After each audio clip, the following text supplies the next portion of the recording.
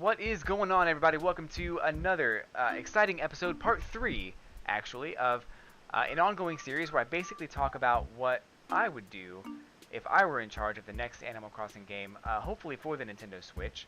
Welcome to my channel. Thanks for stopping by, and don't forget to subscribe. But basically, today's episode is all about um, Public Works projects and camera and control. So now, all of these parts, part 1, 2, and 3, I talk about different ideas and different things that I'd like to see in the next Animal Crossing, and things that I would definitely put in those games if I were making them. You can call it a wish list if you'd like. A wish list is a good idea of something to call it, but I'll be honest with you, I'm going to call it a prediction if any of these items actually happen to be in the game.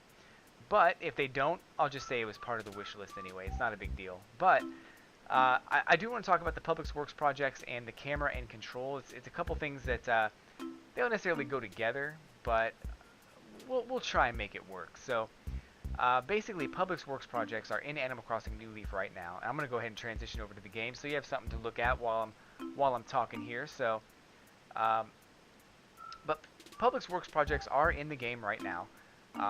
They are a great staple in the game. They're a great way to kind of jazz up your town a little bit. It's one of my favorite things in Animal Crossing is the Public Works projects, and I'm going to refer to them here on out as PWPs because I have a really hard time saying Public Works projects, and I don't want to stutter or stumble or anything. So PWPs, probably one of my favorite additions to the game of Animal Crossing New Leaf, and I think it's such a really cool way to make your town look different than someone else's town. And of course, the current system is that your villagers have to kind of let you know what Public Works projects they want in the game, or in your town, and that's great. That's fine. There's nothing really wrong with that, but there's a couple of changes that I would make to the Public Works projects, and we'll get into some more detailed things in a minute here. But the first thing that I would like to talk about is how let's use the lighthouse as an example. Is that I want further customization as far as the way that they look, the aesthetic feel of those lighthouses. I think currently there's like 2 lighthouses you can get in the game, maybe 3 of them. I don't think I've seen them all yet. But the thing about the lighthouse is that you really can't, once you build it, you can't change it. So what I think would be a really great addition to the game is if you're able to customize the lighthouse once you've built it. So let's just say that to start off, one of your villagers says, "Hey, Blaze, I'd like to see a lighthouse in my town," and you go, "All right, I got you." And you go to Isabelle, or you go to your town hall person, and if you check out parts 1 and 2, you'll see a couple of things I talk about as far as the mayor's assistant and some other things that will be going on in your town. So I didn't mention Isabelle specifically, but she might be your town hall assistant to the mayor. But you go in there and you try to build the lighthouse, and it's a basic white lighthouse, and it costs however much it costs, and you build it, you put it where you want. But later on in the game, you're able to buy paint or some kind of aesthetic change to this lighthouse. Of course, it's going to cost money to change the lighthouse, but you only have to build it once. So let's just say you buy paint and you paint the lighthouse yellow or green or blue or whatever color you want the lighthouse to be.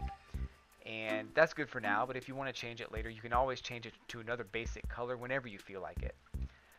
One of the other additions I thought would be really cool is if you were able to go to Reese and bring 20 or 25 ore with you, let's say ruby ore in this example, and Reese would be willing to change your lighthouse into a ruby lighthouse or an emerald lighthouse or possibly a gold lighthouse if you have as much gold as you'd like to have.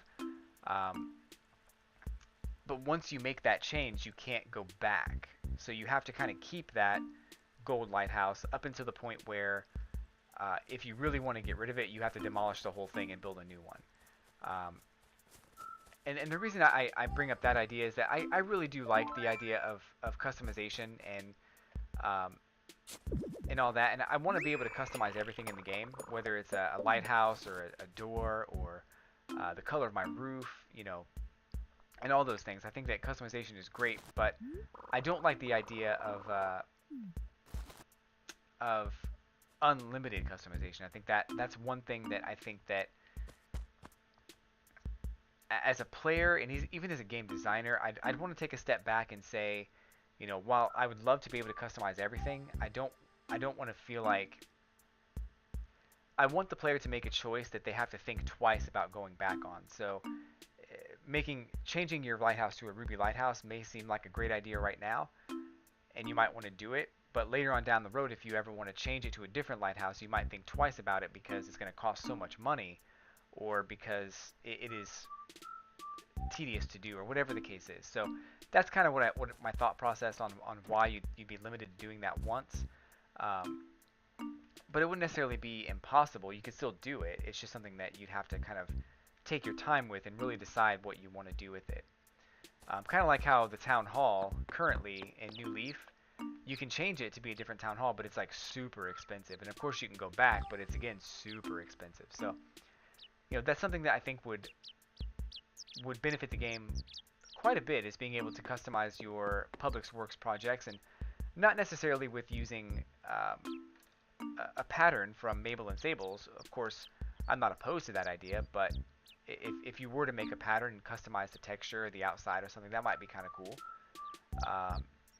And I wouldn't say I'm not going to say no to that idea, because I do think it'd be pretty cool, but I wouldn't necessarily rush to make that a feature right away. I think the first two things I mentioned, changing the color and then using ore, are the things I would want in there immediately. But the pattern texture might be a good alternative too. The other thing that I wanted to talk about with PWPs, and the thing about PWPs and why I love them so much, is that they really do add an aesthetic to your town. They make your town look a certain way, and there's so much creativity that goes into the PWPs that, you know, I actually have a town that I built on the day the game came out, and I didn't plan for it to be a themed town, but as time went on, it sort of became a themed town. So I love my town the way it looks now, and I'd love to be able to take a PWP and change it to make it look like it fits my town more than it does currently. So, you know, and maybe you disagree with anything I've said so far, and that's okay. You don't have to totally agree, but maybe you do agree, and that's awesome. I hope that you find these ideas to be something that you would love to have in the next Animal Crossing. So the other thing about PWPs, and something I think is absolutely necessary for PWPs, and I talked about a little bit in the last video about the map for the town. I brought up this map here. This is kind of the size and type of map that I hope that you're going to be dealing with in the new Animal Crossing. As you can see, there are no borders. There's nothing to the left, you know, on the east or the west or the top that's really holding your character back. There's nothing except for the ocean that holds your character back. And this map, by the way, is 4 times the size of Animal Crossing New Leaf. So there's a ton of space. I talked about some details of this map in the last video, so if you haven't seen it, there should be a link to that video in the description. But check it out. But one thing that I think is kind of necessary is we do have these beaches that are on all 4 sides of the map. So there really isn't anything like holding you back. So we've got a beach here on the west side. We've also got, you know, north side, east side, and then south side. So we've got a beach all the way around. Now some of these might be like rocky cliffs or something like that, so it wouldn't necessarily be a beach on all 4 sides, but it would be ocean surrounding your landmass, basically, like an island, basically. So the reason I brought this up is that currently there's no way to take a lighthouse, put it in your town, and make it face a certain direction. I actually have a couple of benches in my town right now in New Leaf that I would love to have them face the east, or have them face the west, or even the north. And there's a bench that I would love to build that I think would be a wonderful addition in my town if it was facing the north side of town. but you only have the option of buildings and everything else facing the south side. So that's one of the hugest drawbacks to Animal Crossing and the aesthetic of your town and how you design it. And I'm going to cover a solution to that problem here in a few minutes. But I wanted to expand on the PWPs a little bit too, and not just talk about a minor aesthetic change. So, in this town here, we've got Able Sisters, and let's just say this is a PWP. If you want it to face the east side of town, you can. You can definitely have it rotated and face the east side of town. But once it's down and once it's built, you can't change it unless you tear it down and start over. I think that's a fine exception to the rule. I'm okay with that, and hopefully it doesn't cause an uproar. But I think that it makes sense from a gaming perspective and from a real life perspective. Is once you put it down, you can't rotate it. Unless it's like something simple like a park bench maybe, but I didn't think about that before I started making this video. But the other thing I want to talk about is expanding PWPs, and then we'll get into the camera and controls here in a few minutes. So expanding PWPs, and one thing that I thought about expanding PWPs and how to make PWPs more interactive and how to make PWPs more worthwhile is we currently have the coffee shop that you can build as a Public Works project, as a PWP. You can put it in your town. You can only build it once. You can't move it. You can't tear it down. Once it's there, it's there. I thought of a few more items that would be kind of like that.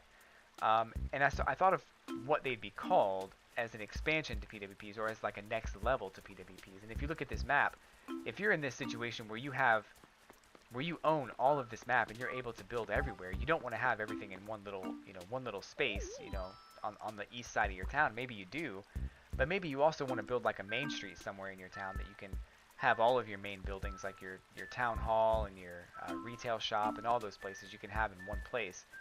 And of course, with this map, you're going to have like Tom Nook and everything inside the confines of this map as you expand.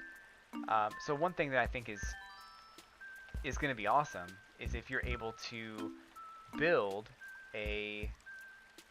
what I'll call a tourist attraction into your town. And the tourist attraction, its main goal is to invite tourists into your town. So the idea that you would actually build a tourist attraction, and as an example of what a tourist attraction might be, you could use something like a bowling alley. So in this situation, you're able to build a bowling alley, put it in your town wherever you want to put it, and this item would attract animals that don't live in your town to come to your town to go to the bowling alley. So in the bowling alley, you might see animals that don't live in your town currently. You can talk to them, get to know them. You might be able to invite them to your town as an alternative to the campgrounds. But the campgrounds could still be a PWP that would also bring more tourism into your town. But that idea would expand also into like a mini game of bowling. I think that in this scenario, you would have a bowling alley in your town. You could go to the bowling alley whenever you want. You could talk to villagers. You could also bowl with them, with other villagers. You can invite them to go to the bowling alley on a Saturday night if you wanted to, and play against them. You could actually play like an altered version of like Wii Sports Bowling or something like that, and that would just be something that you do either on whenever you feel like going. You could spin the bells to play the game and help contribute to your town's economy, which I think would be wonderful. Now, the thought that I had was that there would be like 15, maybe between 10 and 15 available tourist attractions that you could build in your town, but you're limited to only about between 3 and 5. So that would mean that every single town would have a different tourist attraction in their town. And if you wanted to bowl, but you don't have a bowling alley, you can go to your friend's town who does have a bowling alley and play that game. I think that would be a wonderful addition. I mentioned a little while ago that that some of this terrain on the map that you're seeing on the screen, it looks like it's flat, and for just visual purposes, I couldn't really change that.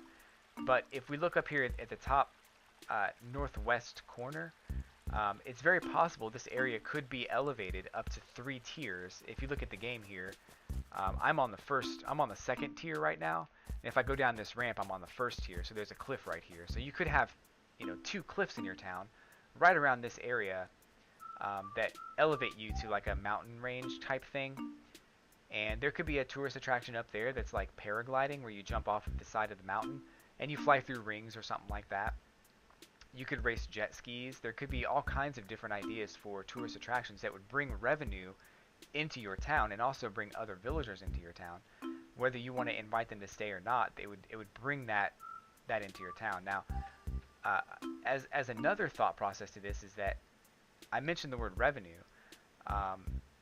These tourist attractions would actually increase revenue to your town and add to like a monthly budget that you would be able to use to build and expand your town even further. So let's just say hypothetically, you have 3 tourist attractions in your town. While they're in your town, you would be building revenue for your town. So at the end of the month, your mayor's assistant would come to you and say, or you'd get a letter, or when you stop in there, they would tell you, we've built up $46,000 of revenue that you can use towards anything that you want in this town. Of course, it rolls over, so if you want to save it up, you can. So if you're up to, maybe next month you gain 50,000. So now you have 96,000 bells that you can use in your town to build the lighthouse, or to buy more land, or to do whatever you want with. And of course, you can use your own money too, so you don't have to only use that money. But it would be a nice little bonus to kind of push you in the right direction to buy more land, or to, buy more PWPs or tourist attractions to increase it. That also opens the idea up that an ordinance could be put into play, that maybe you would have a new ordinance that would,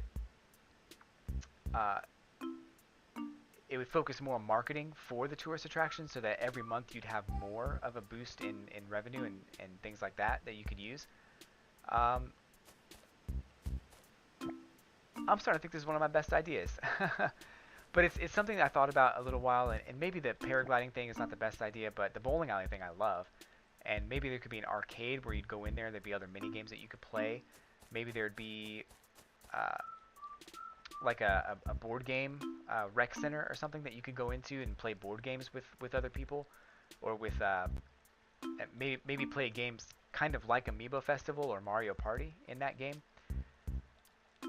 Who knows? I mean, there's all kinds of possibilities for this idea, specifically with tourist attractions, that would really make this game shine. And of course, it's an island, it's a tropical island, or it's an island, not tropical necessarily, because there'll still be snow, there'll still be other things going on. But it's an island that you want tourists to come to. And of course, with the map this size, you're going to have, like 20 to 25 villagers living in your town, possibly, potentially. Which would really, you have to be able to interact with these villagers somehow, so, and you could also even, use that as like an amiibo scanning kind of functionality, where you scan the amiibo card or figure, and that character would show up in the bowling alley or wherever your tourist attraction is, and you can play with them, or you can, invite them to live there, or they give you meow coupons, or whatever the case is. But just an interesting idea that I came up with, that I would love to have. Now, I don't want to take too much away from the Animal Crossing feel. I think Animal Crossing has its own feel that I don't want to remove. So if they did do something kind of like Wii Sports Bowling, it would have to have that Animal Crossing touch. Otherwise, it would lose its magic. And of course, jet skis doesn't quite work for Animal Crossing, but it was just kind of an idea I threw out there. But moving on from there, we talked about Public Works projects and putting them in your town and rotating those Public Works projects. And in a map like this, if you look at this area to the, let's just go over here to the east side here. Maybe you put a Public Works bench right here, and you want it to face the east side, you absolutely have that option to make that Public Works project face the east side of town. But I did mention that we're going to talk about the camera a little bit too, and how I think the camera, the way the game works right now is the camera basically only has one function. You basically you're always looking to the north, and you're always in this downward look position unless you press the up button and you can look up a little bit. So I think while that's fine and it works for Animal Crossing and it really does give the Animal Crossing feel, it's not going to work for a Switch version of Animal Crossing, especially when you're looking at a map like this one where there are no walls, there are no barriers. You need to have a camera that's going to be able to rotate either with your character, or should you want the camera to rotate. Now, I don't feel like a free roaming third person camera, kind of like Splatoon, would be the answer, because I think it would kind of remove that Animal Crossing feel if you have that freedom of movement. So the thing that I came up with as far as the camera is it would work very much like the camera in New Leaf when you're inside your house. So this is kind of what you experience while you're inside your house.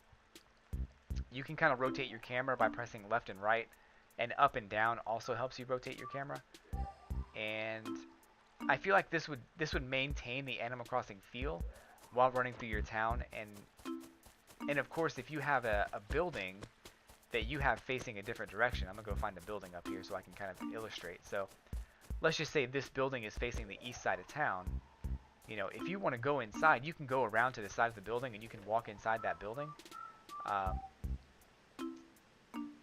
But if you want to rotate the camera so you can actually see what the front of the house looks like, you can.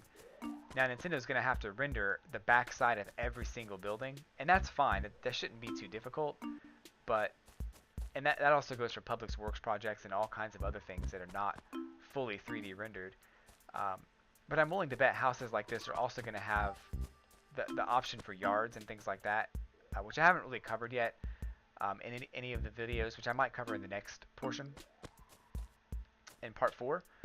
But we're probably going to have a lot more Happy Home Designer elements added into the game, which means all those items have to have backs too. So there's going to be a lot. I really do feel like there's going to be a lot of freedom when it comes to the camera. And if you look at that bottom right-hand side of your screen there, I have a feeling that the camera is going to function very much like that, and that looking at your character who's facing the camera might be facing the south side of town or the north side of town, but they're also going to have to figure out what to do with the beach when you actually get down to the beach, and what that's going to look like when you're facing the ocean. So I don't think it's too challenging. I think looking out to the ocean is very cathartic. I think it's kind of something that I would love to see in Animal Crossing is what is my character looking at right now? What does he see?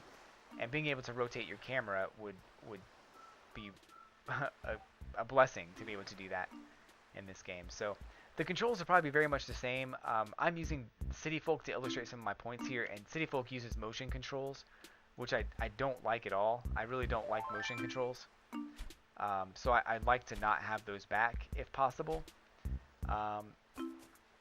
In fact, the only thing I really would love to see is the dual screen functionality, the way that it works in the DS. But on the Switch, that is probably not likely. You're going to have to use like a pause button or something. And that's fine, but I think the controls on the Nintendo Switch are going to be very similar to the controls on the 3DS. And you have those shoulder buttons too that are going to help you switch between your items, like your shovel and your net and everything. So the shoulder buttons on the Switch controller, if I can get I didn't have this ready, but I just want to kind of go over real quick with you what that's going to look like. Basically, if you have it docked in the Nintendo Switch control dock right here, the shoulder buttons up here are probably going to make you switch between your items. So you'll press the shoulder button here, and it'll switch between your items. And then of course these buttons here, the D-pad buttons, would basically rotate the camera like you've seen on your screen. And and then everything else would be largely the same. There might be some gyro controls involved in maybe shooting your slingshot or something, or um, something along those lines. I hadn't really thought too much about the controls specifically, but I wanted to talk about the camera and how I think the camera is going to be utilized, and being able to rotate your PWPs and houses, I think is it's going to be an amazing thing. So that really is all that I had to say about the game today. I went over my time frame. I didn't want to make the video this long, but I'm glad that I did. I had a lot to say apparently. So if you liked anything I had to say, or you want to leave a message or a comment below, definitely feel free to do so. Hit that like button, hit that subscribe button, and if you have any friends on Facebook that you think would love this video, put it on their wall. My name is Blaze, and I do videos all the time on Twitch, so follow me on Twitch as well. Check out my Twitter for updates and things like that, and also feel free to, well, hit that subscribe button, I suppose. But don't forget to do that, because it's really important. So anyway, I do want to thank you guys for hanging out with me today and watching the video. Stay tuned for part 4, which is coming up within the next week or so. But until then, folks, I will catch you on the flippity flip.